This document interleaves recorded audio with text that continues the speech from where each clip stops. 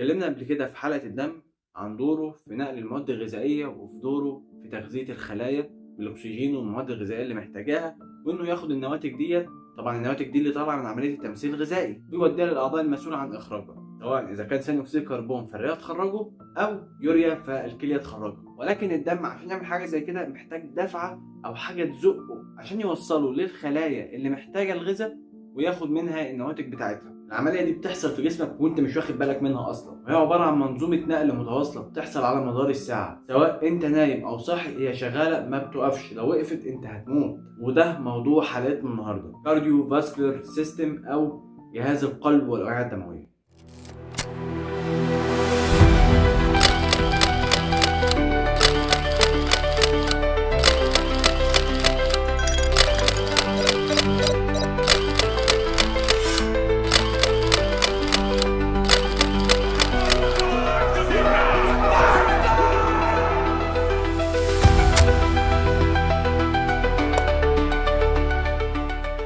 جهاز القلب والأوعية الدموية بيتكون من 5 عناصر أساسية: 1 القلب، 2 الشرايين، 3 الأوردة، 4 الشعيرات الدموية، و5 الدم.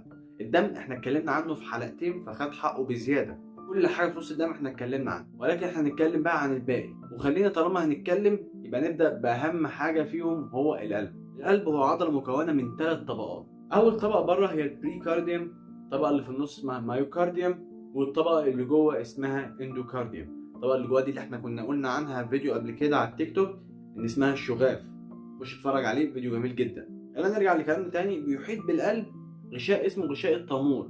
الغشاء ده وظيفته ان هو يحمي القلب. القلب موجود في منطقة اسمها الحجرة الصدرية الوسطى بين الرئتين، زي ما قلنا بين الرئتين، يعني هو مش في الشمال، هو في النص، ولكنه مايل سنة للشمال في اغلب البشر. القلب بيتكون من 4 غرف في البشر والثدييات والطيور: 2 أذين و2 بطين، الأذين فوق والبطين تحت. دي حاجات كلنا عارفينها وحاجات كلها معروفة. احنا مش جايين نتكلم عن المعروف، احنا جايين نفسر ونتكلم عن كل تفصيلة موجودة في القلب. زي ما قلنا القلب عبارة عن 2 بطين و2 أذين متقسمين لنص يمين ونص شمال. في النص اليمين عندنا الأذين اليمين متوصل بيه الوريد الأجوف العلوي. الوريد الأجوف العلوي ده هو اللي بيجمع الدم اللي موجود في النص الإنساني اللي فوق، زي مثلا موجود في الدماغ وفي الرقبة وفي الأطراف العلوية اللي هي الدراع يعني. وبرضو عندنا الوريد الأجوف السفلي اللي بياخد الدم من أطراف الإنسان السفلية أو من نصف الإنسان السفلي، وبرضو بيصب في الأذين الأيمن. ولكن ضيف دي لمعلوماتك، دم الوريد الأجوف السفلي بيكون محمل بالغذاء شوية، لأنه بيجي من على الأمعاء أصلا، يعني هو برضو بياخد الدم الموجود من الأمعاء، والدم ده بيكون برضو محمل بمواد غذائية. كده انت جمعت الدم في منطقة واحدة وهي الأذين الأيمن. طيب فين بقية العملية؟ انت كده جمعت الدم والدم ده فيه غذاء عشان جاي من على الأمعاء والدنيا تمام. فين بقى الأكسجين في الحوار ده كله؟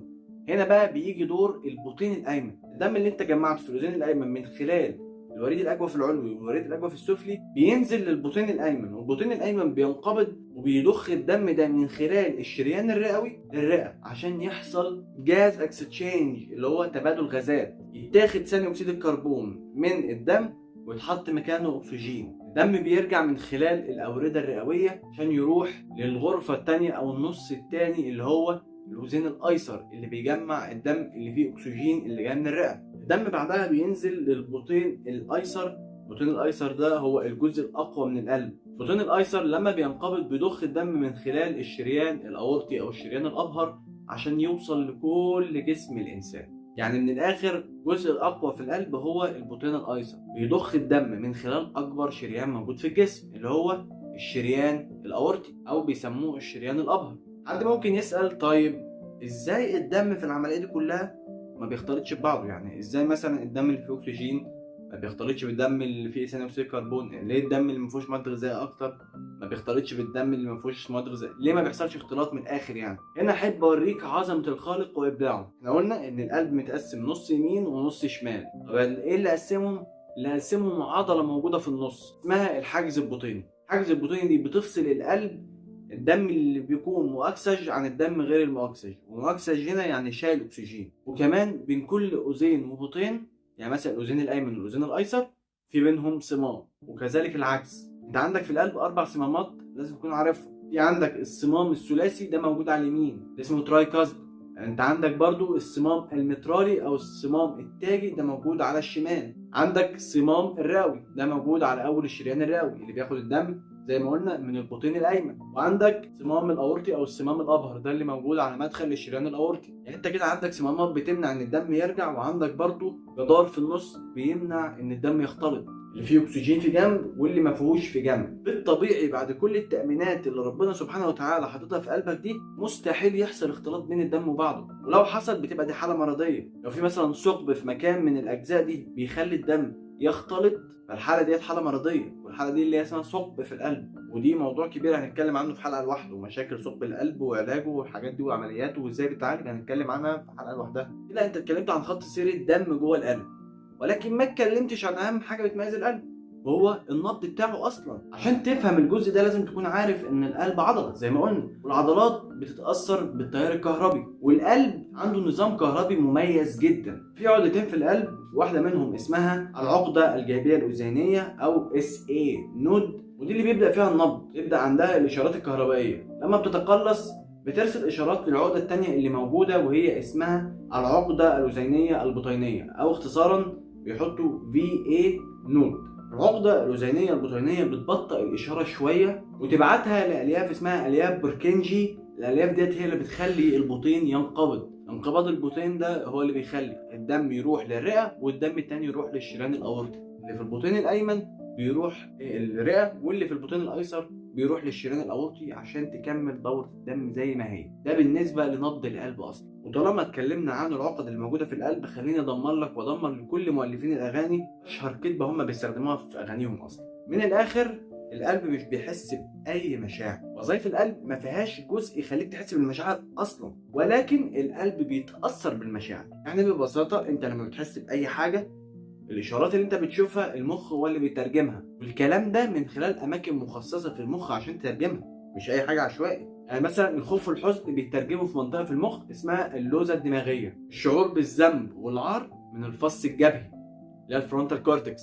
طبعا الكلام مش يعني هي مش صريحه كده، اللي هو مثلا اللوزه الدماغيه بتعمل كذا والفرونتال كورتكس بتعمل كذا، لا، الموضوع معقد. في دوائر مثلا زي دائره الحزن والجهاز الحوفي اللي هو الليمبيك سيستم، موضوع كبير وموضوع معقد جدا، ولكن هو من الاخر بيتم ترجمته. الجزء ده اللي بيترجمه ترجمه صريحه، زي ما قلنا اللوزه الدماغيه والفرونتال كورتكس ده بتعمل كذا ودي بتعمل كذا. المهم في كل ده ان مفيش حاجه تخص القلب، يعني مفيش احساس الحزن او احساس الخوف او احساس الرعب، الحاجات دي كلها مش القلب اللي بيحسها، ولكن احساس الوجع اللي بيجي بسبب المواقف المحزنه او بسبب الخوف او بسبب الحاجات دي ليه سبب، والسبب ده بسيط جدا. السبب هو حاجه اسمها التعصيب، والتعصيب هنا معناه التغذيه العصبيه. يعني القلب واصل له اعصاب، الاعصاب دي هم اتنين مش اكتر، يعني عصبين مشهورين جدا. واحد هو العصب السمبثاوي، وده متفرع من الجهاز السمبثاوي سمباثيك نيرفس سيستم، جهاز العصب السمبثاوي. ده اللي بيديك هو فكره فايت اور فلايت، يعني يا اما تواجه يا اما تجري. بيشتغل اكتر في حالات الخوف، في حالات المواجهات، في حالات الرعب، في حاجات كتير جدا اللي هي تخص ان انت تنفذ بجلدك من الاخر، يعني ان انت تجري او تهرب. جهاز العصب السمبثاوي بيزود النبض وبيزود قوه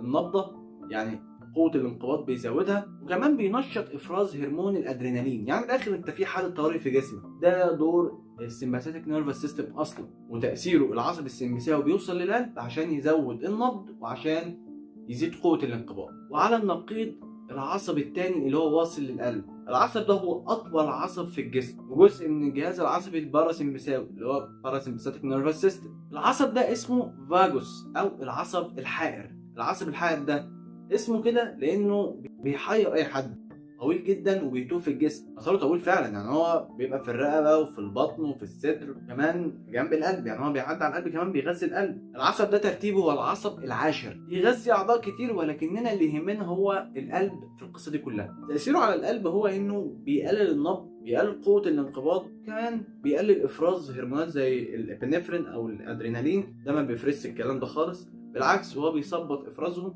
كمان بينشط عمليه الهضم.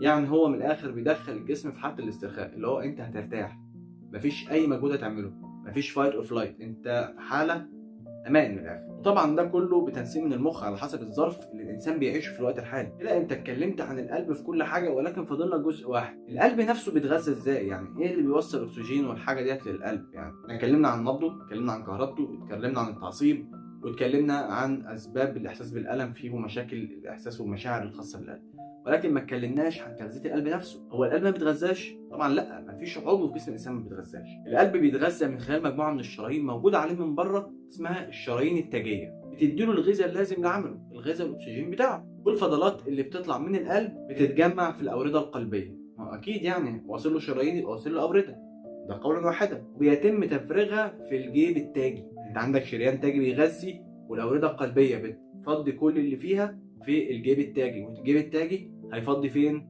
طبعا في الاذين الايمن، عشان يبدا الرحله اللي اتكلمنا عنها في الاول. اذين ايمن، بطين ايمن، شريان رئوي، بعدين يرجع تاني اذين ايسر، بطين ايسر، بعدين اورطه او الشريان الاورطي، بعدين يوصل لكل اجزاء الجسم. كده انت اتكلمت عن القلب، خلصت القلب، فنشته من الاخر. اتمنى ما اكونش نسيت حاجه تخص القلب، واتمنى ان انا يعني اكون لميته على قد ما اقدر صح. خش بقى على الجزء الثاني من جهاز القلب والاوعيه الدمويه. الاوعيه الدمويه اتكلمنا عن القلب خلاص، محتاج بديهيات. هجمع لك انا الموضوع ده في حاجه بس خالص: شرايين، اورده، شعيرات دمويه. تمام؟ كل دول مشتركين في حاجه اسمها الدوره الدمويه. الدوره الدمويه احنا عندنا منها اتنين، واحده اسمها الدوره الدمويه الكبرى، الثانيه اسمها الدوره الدمويه الصغرى. الدوره الدمويه الصغرى دي تخص الرئه ودي حاله خاصه، انما الدوره الدمويه الكبرى دي الاساس. طبعا ما فيش الكلام ده، ما فيش حاجه اسمها اساس ومش اساس، بس اسمعني للاخر عشان تفهمها صح. اعتبر الدوره الدمويه الكبرى هي الاساس. الدوره الدمويه الكبرى فيها الشرايين قويه مرنه وفي نصها عضلات، ودي اللي بيكون فيها نبض، شايله اكسجين ومواد غذائيه رايحه للاعضاء. الدم بيوصل للشعيرات الدمويه، ودي ممكن تكون مجهريه، يعني ممكن تشوفها بالمجهر بس. وبيحصل بين العضو وبين الشعيرة الدموية عملية انتقال. العضو بياخد أكسجين ويدي ثاني أكسيد كربون، بياخد الغذاء وبيطلع النواتج بتاعته اللي هي ممكن تكون يوريا، ممكن تكون أملاح، ممكن تكون غيره وغيره وغيره. الشعيرة الدموية بتاخد الدم ده توديه للوريد. الوريد مرن أكتر، أقل صلابة من الشريان، مفهوش عضلات ومفهوش نبض، ولكن فيه صمامات بتمنع إن الدم يرجع، لأن مفيش نبض بيضخ الدم. الصمام بيخلي الدم طلع لفوق فيقفل، الدم اللي بعده يطلع لفوق فيقفل، نفس الطريقه اللي انا بعمل بيها ايدي، ليش الدم يرجع تاني. الشريان والوريد الاثنين بيتكونوا من 3 طبقات. كده انت اتكلمت عن الدوره الدمويه الكبرى. شفت اللي احنا قلناه في الدوره الدمويه الكبرى هو عكسه تماما في الصغرى. الدوره الدمويه الصغرى الشريان الرئوي اقل في الاكسجين، ما فيهوش اكسجين الشريان الرئوي. الوريد الرئوي فيه اكسجين، ده عكس الدوره الدمويه الكبرى. يعني طبيعي ان انت تيجي تبص الوريد ما فيهوش اكسجين والشريان فيه اكسجين، لا، الدوره الدمويه الصغرى العكس. الدوره الدمويه الصغرى الوريد ما فيهوش صمام ولكن الشريان في صمام. يعني من الاخر هتشوف كلمه رئوي جنب الشريان او الوريد، قول ان هو عكس الطبيعي. لو عجبتك الحلقه اعمل لايك، اشترك في القناه، واعمل لنا فولو على بيج التيك توك، بننزل عليها دايما فيديوهات قصيره وجميله. اشوفكم الحلقه الجايه، سلام.